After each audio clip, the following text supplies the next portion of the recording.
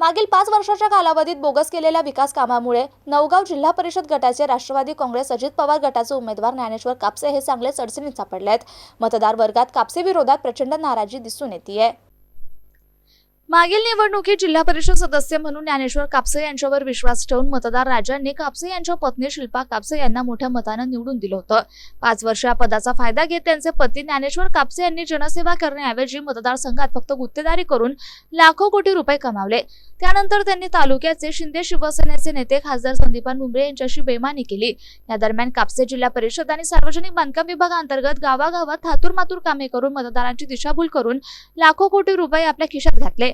प्रत्येक निवडणुकीत कापसे पक्ष बदलतात। यावेळी देखील निवडणुकीच्या तोंडावर त्यांनी चक्क खासदार संदीपान भुमरे, आमदार विलास भुमरे या परिवाराला सोडचिठ्ठी देत राष्ट्रवादी काँग्रेस अजित पवार गटात प्रवेश करून नवगाव जिल्हा परिषद गटात पक्षाची उमेदवारी मिळाली आहे।